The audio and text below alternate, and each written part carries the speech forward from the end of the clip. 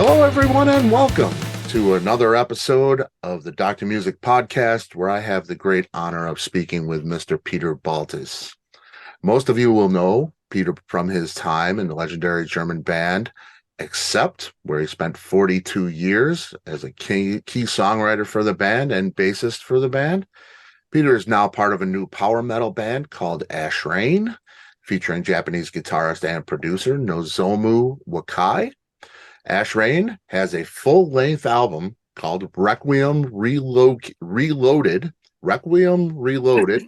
No. Coming out, it's a mouthful, coming out April 14th on Metalville Records. Again, Peter, thank you so much. It's such an honor. Okay, no problem. Yes, it's this record. It's worldly. It's beautifully produced. It's an exhibition of great music. Really, really wonderful. Tell me a little bit about Nozomu Wakai. I feel when I listen to this record, I am in the presence of one of the elite virtuoso players with him and his guitar work for sure.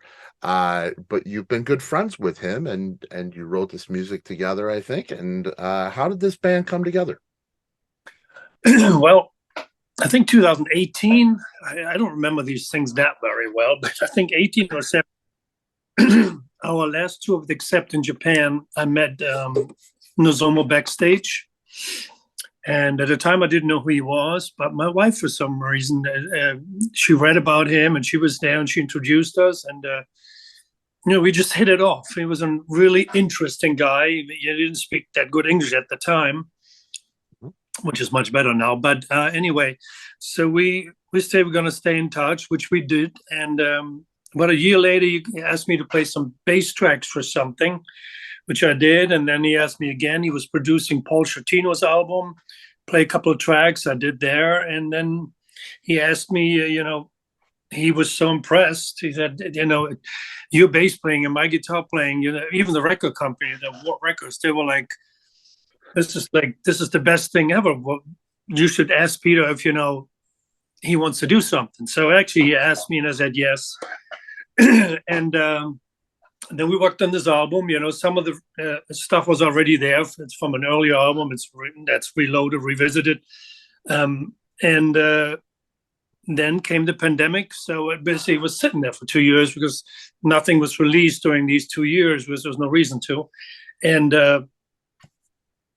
then it was a couple of weeks ago, or 4 or 5 weeks ago, he told me there's his album coming out finally. I'm like, oh my God. At this point, I hadn't heard it because I just played my tracks, and Right. And so I get the mastered version and I'm listening and I'm like, I'm totally floored. I mean, Laurie Sand, the singer, where the hell does he come from? I do research, it's and in Brazil he's very well known Brazilian singer. Mm-hmm. And the Hybrid, I think, was the band he was in. And then NDC from Lords of Black, Spanish drummer. Mm-hmm. Outrageous. So it all came together. I was literally floored. I was like, man, this is something really, really good. I mean, I had no idea that this is going to come out of it, but it did. And I'm really, really honored to be part of it. That's great to hear. I think about, your time in Accept, 42 years in Accept. That's, I have 42 years on a job. Was it great to get that refreshed feeling with another band? There seems to be a mystery about why you left. Nobody really seems to know. So if you could comment on that, I guess, but this seems to come at that time. Was it a refreshing thing for you to play with another band after all that time? Well, back to your first question, the statement that came from the band literally 5 minutes after I announced that I'm leaving, that I want to spend more time with my family. Well, that wasn't true. It was just something, usually it real quick. So no, I was extremely unhappy, and I found out a few things, and I've been in the band forever, and found out, and in the end, in this coronation of Accept, I wasn't even really a member. I was hired gun, and it was all it's these things that come out where you don't have any insight, and you start getting bitter, and there's no reason to, but Yeah. somebody else's ego is just so big, or whatever, two of them, that it just takes them there, and they just need to control everything and have everything, and you name it, and that's what got Udo out back then, and I think in the end it hit everybody. So I was the last one standing, but I couldn't stand it anymore. I really, I needed happiness in my life, and there was no happiness there. Yeah. Literally nothing. It was just a dead horse, and so I left after that tour, and then in my case, it was the best thing I ever could done. I mean, Michael Wagner called me right afterwards and said, "Listen, Big Mouse is doing a solo record.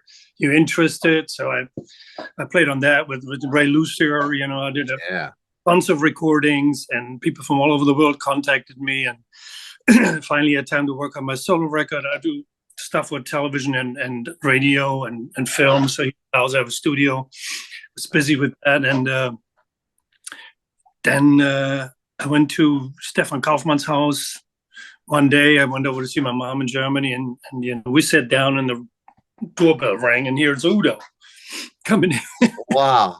Look at that. Yeah, we sat the whole night, a bottle of vodka, and we talked, and it was so great. Udo and I never had any quarrels whatsoever. That was between, Wolf and his wife, and Udo, and just unfortunately was, part of the package, which, Yeah. Anyway. Yeah. It was really good to see Udo again, and then he asked us if we could help him write some songs for his album. He was doing an album with an orchestra, so Stefan and I wrote a whole bunch of songs. I think 8 of it made it on there, and so that relationship was there. And what else? Oh, then I think it was September, I get a phone call from Udo. His bass player collapsed after the second show of a 3-month tour, and I think it was Tuesday, and he said, "Is there any way you can learn 16 songs and be in Berlin on Friday?" Stage, and I said, "Well, I'll try." Crazy. But I did, and that took me to almost the middle of December. Wow. So yeah, I was kind of, I was out, and then I was kind of sucked back in through circumstances. Right. It had to be refreshing. Yeah, it is refreshing, and I really, enjoy. And with Udo's band too. I mean, he has 2 young guitar players. His son Sven, very well. I knew him when he was a kid. So, I'm the other old guy in there, but it's very refreshing to play with these young kids. Really nice. And then, Nozomu here. People always say, "Well, you come from a totally different world." That's really not true. Because before I even joined Accept, I was a very progressive player. My first influences were Emerson, Lake and Palmer, things like that. And later on came Deep Purple, and then AC/DC, and then Judas Priest. So my progression was there. So that said, in the early 80s or even 79, I don't even remember when it was, I played on the first Dokken record, actually. Played the bass on that one. And then I played with Don Dokken in a solo band. So this type of music I have a love for.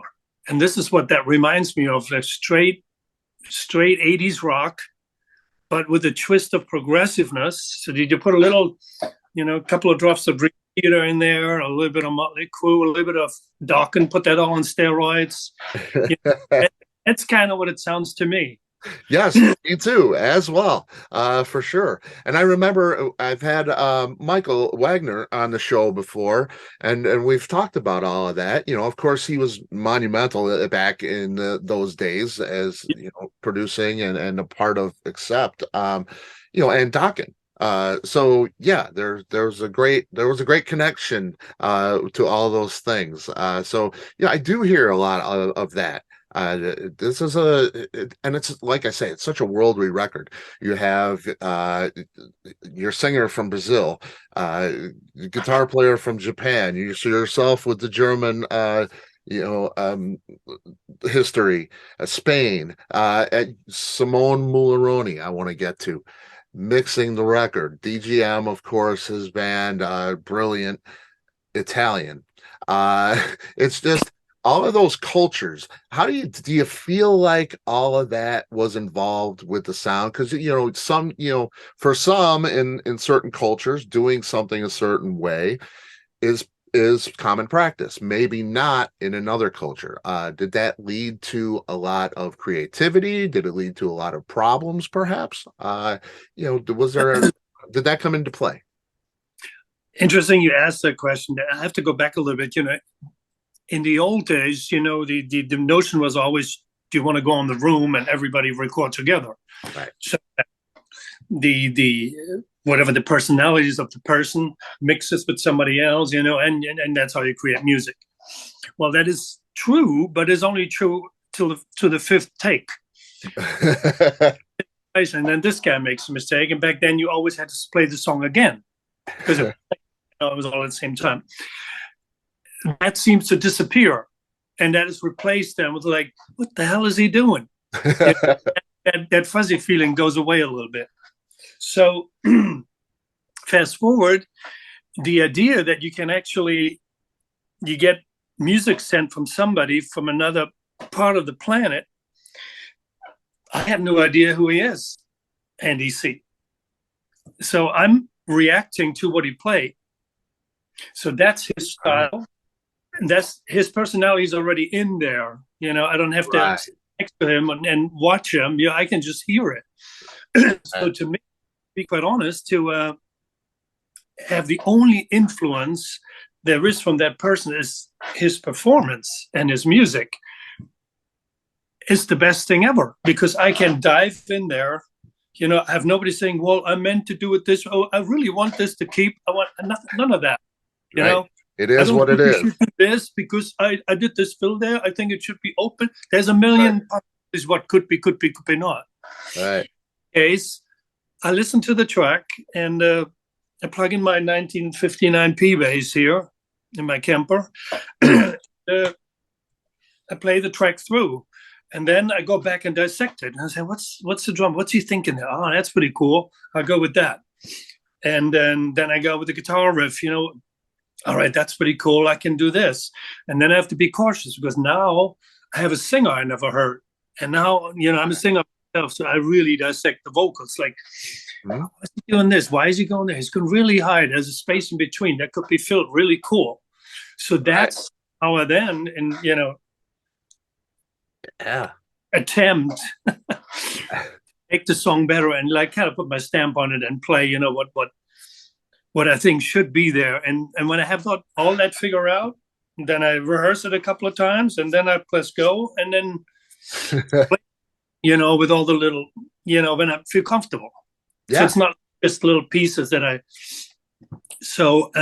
I did that song by song. And by the time I was done, I had a pretty good idea who NDC is and Lurie.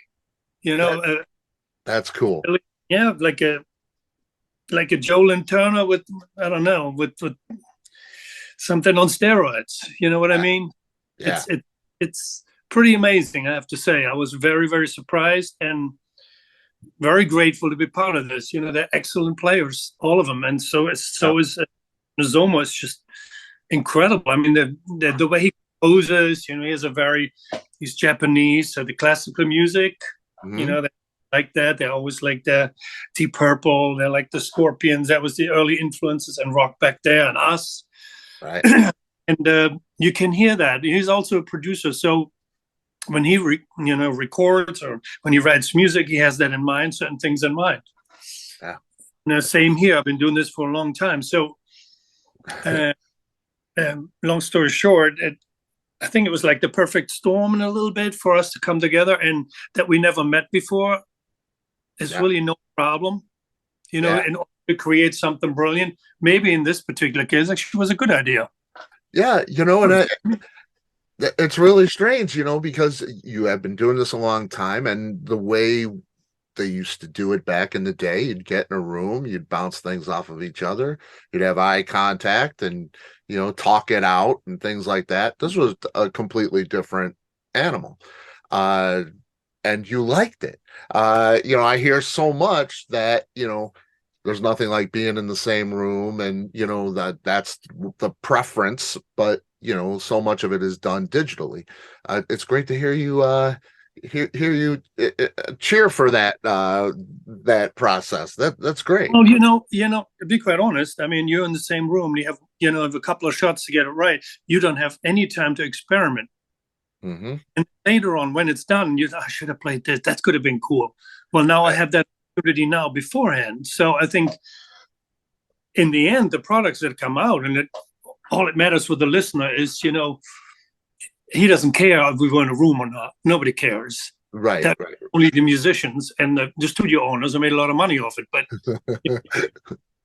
But now that everybody can go back, even weeks, if it's still there, if it's still not mastered, even weeks later, you can go and, I should have done this totally different. Oh my God, this is so much better. No problem. Yeah. Could be. So the end product in the end, it's a very high standard, and it's not just kind of a crapshoot. Everybody go, that's it. Right. It's great. It's great. I love hearing that. It's really great. I noticed on a photograph on the press release for the album, Lurie on his arm has a Pearl Jam Stickman logo. At least that's what it looks like. So he's wearing his influences on his sleeve, so to speak. Is that, do you hear all those things in the influences? You have your own, he has his own. I'm sure Nozomu has, like you say, the classical for sure. Did you discuss that and bring those kind of? No, we did not. No. It's literally, we all come from different worlds. Mm-hmm. That's the part. I mean, I come from this, if you think about it, if you just strictly take Accept, I come from the Priest, Maiden, Accept, AC/DC 1, 2, 3, 4. That was it back then, Saxon 5. Yep. That was that world. Zomo comes from George Lynch, a little Ingrid Malmsteen, some other players, maybe Marty Friedman, who knows? So he comes from that world. The other two, I don't really know, but if you come from a country, you tend to like your Spanish players or your Brazilian players. Right. So their influences, could be Sepultura, for all I know. But we have these. They're like, it's like a brand, like a ranch brand. And that we have. And so you're absolutely right. I mean, he wears that on his sleeve, but that's what makes it unique, I guess, that we're not coming from the same school. Yeah. You play with the people that come from the same school, chances are the same song comes out of it. Yeah. Just like the last 3 Accept records. Yeah. Well, it becomes the same song because if you don't evolve, if you just think this is my recipe, I'll just keep going. Right. That's not for me. The AC/DC kind of thing, but for some bands it works. Totally. But that's only if you have the ultimate, piece of gold in your hand, and that, right. AC/DC, that's the case. Right. But even with Judas Priest, it was, with a crapshoot. Sometimes it was a great album, sometimes it wasn't. But that's most bands. Yeah. But so the influences here do play a role, and that we come from different worlds. It certainly is refreshing, I have to say. Yeah, it was refreshing for me as a listener. I noticed this different cultures, like I said, and different kinds of players.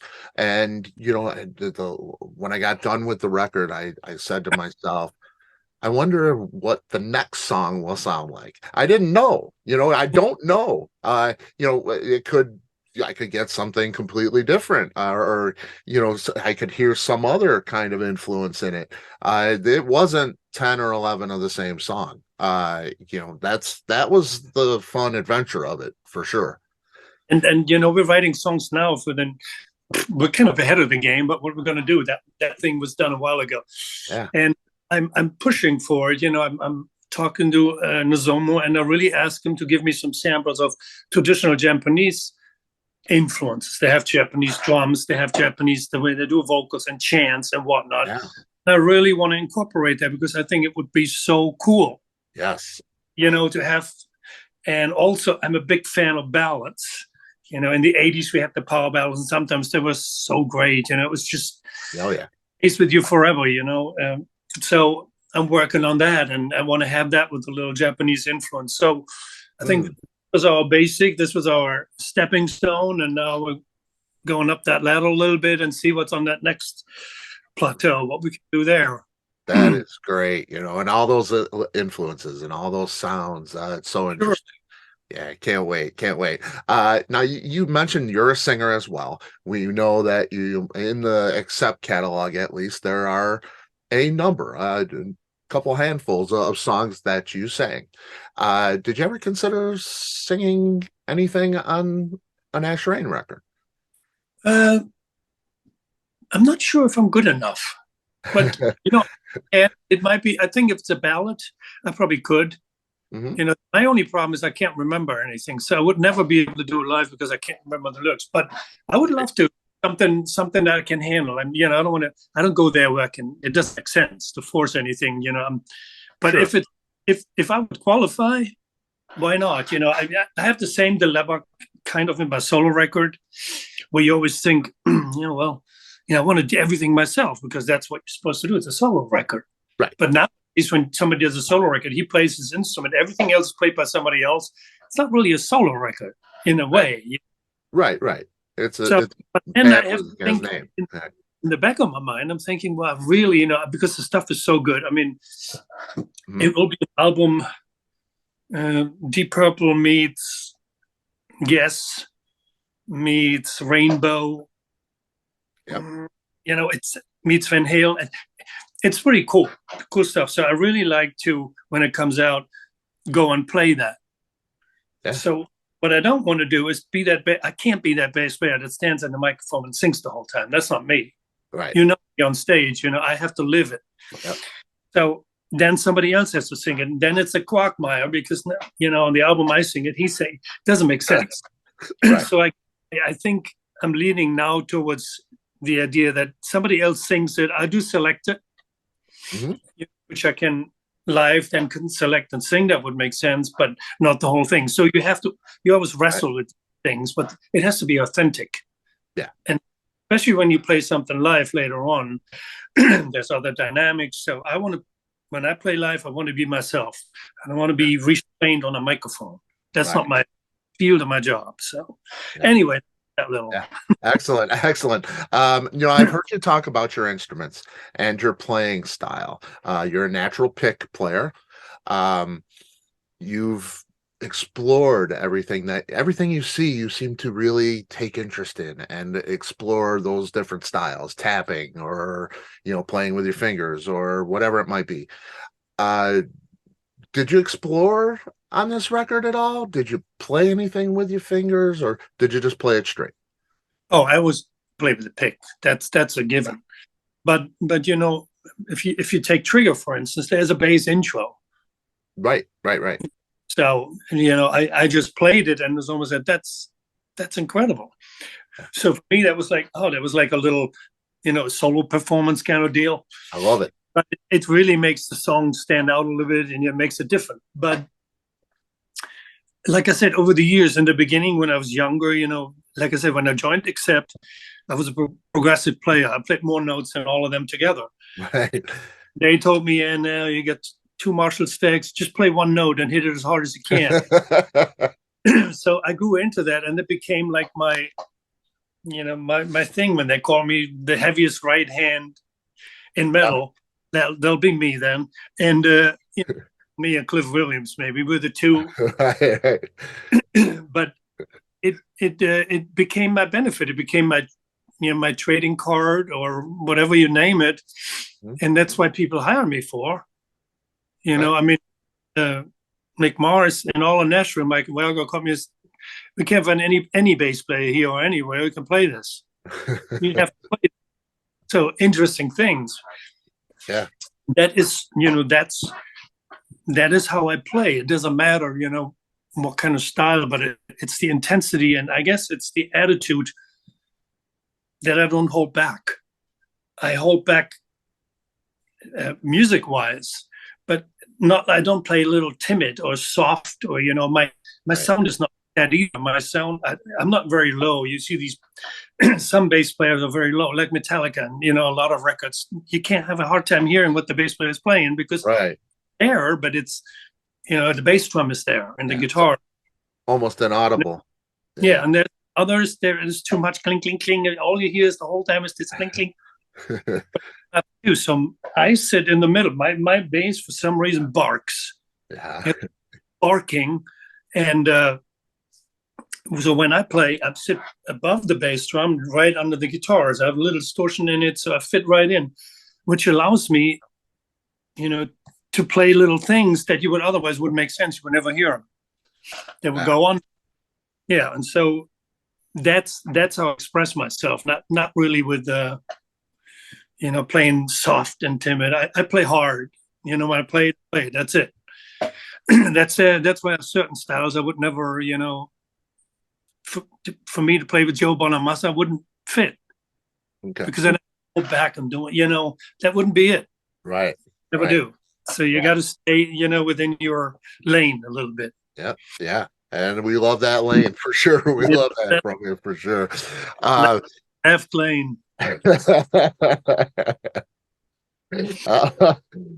What basses are we hearing on this record? You said you had, what is it? The P bass there? 1959 Fender Precision. Wow. Hang on. Wow. I had that forever. That's the back of it. Ha ha. Mm-mm. Like butter, I'm sure. Yeah. Mm. Rings forever. Look at that. I mean, that's just crazy. Wow. We did a test with Michael once, the last note, the hit of a song, and you just let it ring. And I think over a minute 30 it rang. Oh, Lord. Till the signal was literally gone. So that only instruments that are with the owner for so many years, because you have it next to your body. So the way the strings move, it almost, somebody explained it to me, it's the same thing with when you have a violin.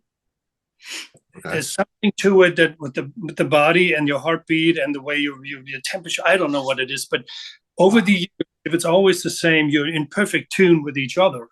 And then the instrument, I don't know. They just like that. Yeah, well, no, they don't make them like that anymore anyway. They don't make that. And that wood is so aged, and it's had the first EMGs in there that they ever made. And even the guys at EMG told me, please do not ever replace them. Well, there's much left. There's half of it away, but right. Still I croak, and then I give it to my son, Sebastian. Right. That is a beautiful, beautiful thing. Now, a lot of pictures I see the Warwick, the streamer Mad Max one. No, don't play more. No. Yeah. No, I have a company, Vintage Guitars, out of Fort Worth, Texas, and they're absolutely wonderful. They have a guy like Kevin Easton, and he custom makes you. The company picks something for me, or I go there, out of 20 basses, that's the right one. They give it to him. He makes it look old. He puts everything on what I want. And that's what I play live now. And they're very, very similar. They don't have the bark as much because it takes years. But I don't want to take him on the road anymore. I used to play this on the road. Yeah. And I remember the last time I had him was Monsters of Rock in Mexico City with Kiss and Manowar and everybody play. But when you do a festival, all your gear is on stage ready to go. So it stays there. And then you leave and you come back later for your show. Well, it stays there the whole day. And I'm thinking there's all these people there. Not just either steal them, knock it over. I mean, there's a million. You have a guy watching it, but still, he goes on his phone. It isn't the case. So I decided, you know what? You're staying home. Good choice. Good choice. I would definitely do the same. That's for sure. And that's the same thing, with my picks. They're just the thickest they make. Yeah. They're cut made, and they're almost as thick as a, I don't know, a dollar or a dime. Yeah. But that's part of it. Otherwise, and even then, after one song, I have to throw them away because they're bent. I have to turn them. Here goes the first corner, second one. They're bent. I have to turn them and then go on next. 20 picks just playing, not others just throw them away for shits. You see that debris when I'm done with the show. There's debris, so you have a little hand vacuum, that they vacuum all the debris off. Unbelievable! It's so metal. Like the drummers, when they have all the wood. I have my own. It's great. It's great. We love it, man. Have you ever thought about writing a book? You've read. I'm not into that. I don't know why. I always think, most of these things, and there's so many great stories, but I tell them to my kids. My wife knows them, and I think that's where they stay. Nobody, there's enough books out there you can read with a stirred in there and whatnot. Yeah. You know my story, and everything else besides that is kind of private. Yeah. Oh, that's good. That's good. And I know, I've seen a particular interview you did with the Christian Broadcasting Network.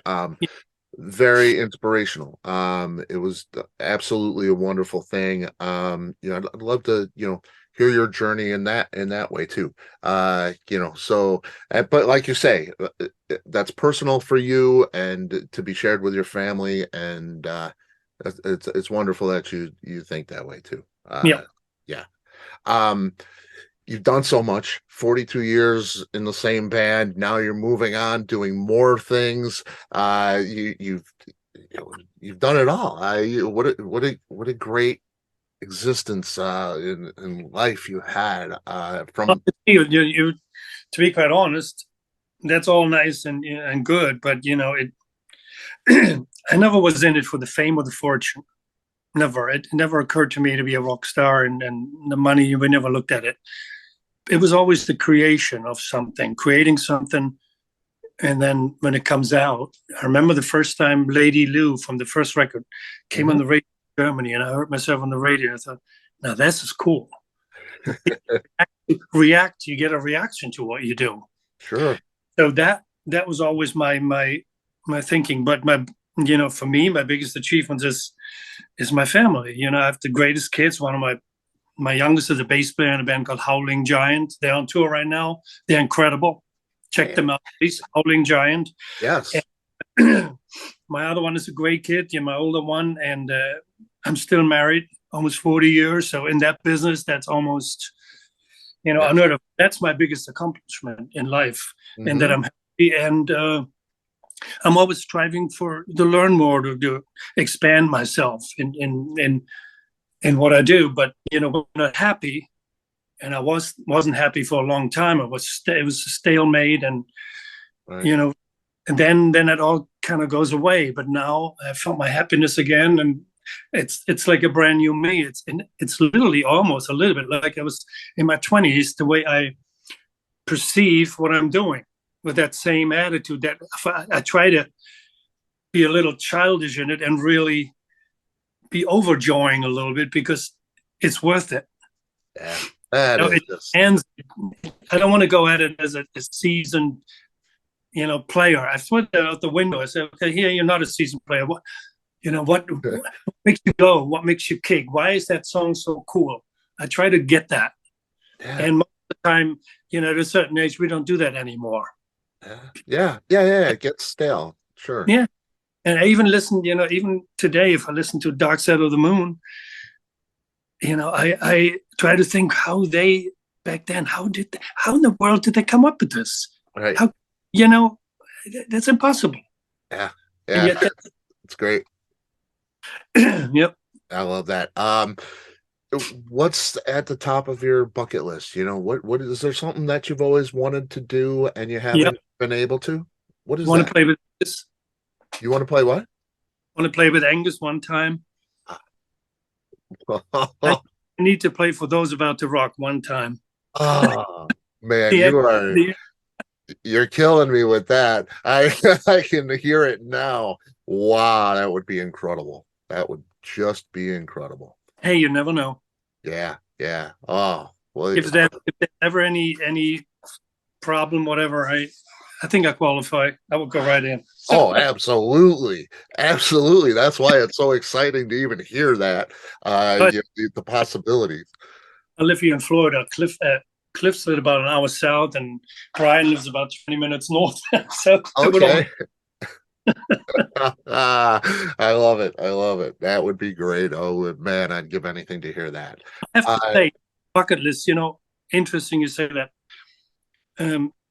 Not that it was a bucket list, but now in retrospect, when I stepped on stage in Berlin with Udo after so many years, last time was 2015, I think, or 2005.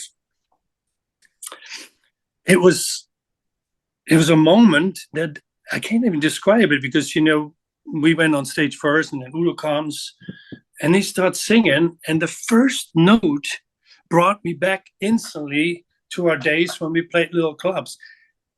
And the man is such a legend, and his voice, and it had nothing to do with, you're short, tall, you're fat, you're skinny. None of that. You're in shape. You're not. None of that matters to me, to him, and the audience. No. What matters is when something is authentic, and that's what got me at that moment. It's like, man, this is the real deal. Yep. I wasn't used to that. I wasn't. So totally forgot. And you can get into this, where you think, oh, that's what we're doing this all our life. And then no, we didn't. We played kind of like it with people that kind of sound like it, but no. Right. When you hear the real deal and the power that comes out of his voice, it's second to none. I mean, sheer power meaning volume, power. It's like like you play. He sings like you play. Yeah, pretty much. But Bruce Dickinson has power. When he sings, you can see it, and he has power. Yeah. And the singers, they have power, and Ronnie had power. Udo had power. Totally. You know what I mean? That certain power that just captivates you. It's in your ears, in your stomach, and then you go with it, and it was incredible time for me, the 3 months. I have to say, we had time to talk every night on the tour bus, for a long time. And he's 70 years old. I played on his, he did an album for his birthday, My Way. Yeah. Oh, yeah. I played all the bass on that. And that was great for me because I was able to play Man on a Silver Mountain. Yeah. I love it. It's great. It's great. Yeah. That's awesome. And your childhood friends, right? I mean, friends, but not to underestimate the importance of something genuine, something that is the real deal. Yeah. And to me, I forgot about it, and now I'm like, oh my God, yeah, now I know what it is. So yeah, that's a big deal. So bucket list, yes, that I would put that retrospective in my bucket. Yeah, that is beautiful. That is a beautiful thing. Are we going to see you on tour? Is Ashrain going to tour? Is that a possibility? Are you thinking about that? Would you like to do that? Yes, all three. I would like to do that. It's a possibility. Thinking about it, yet it literally depends on demand, kind of. The album is now, we have no idea how the world reacts. Everybody says it stings, we're staying home. Right. We're all very people. But if there's a demand, and there's festivals and they put us anywhere after 4 o'clock or 3 o'clock and not like at noon. It's it's good enough music to be heard, and I think an audience. Nozomu was an incredible performer. He looks great. He plays in this band Psy, it's a black metal band. Yeah, they look fantastic. So he's a great performer.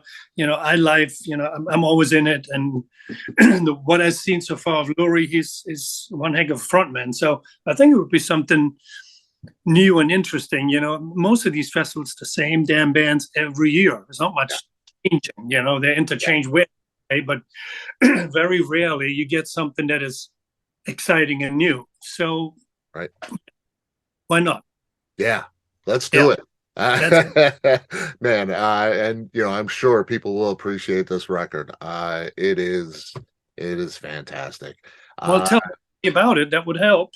Yes, absolutely, and we will do that for sure. All Music Magazine will get it out there as much as possible. Reloaded, Requiem Reloaded, April 14th on Metalville Records. Peter, it's been a blessing for me to talk to you. An absolute honor. Thank you for all the music you've given and enriched my life with. I can't thank you enough. Thank you so much.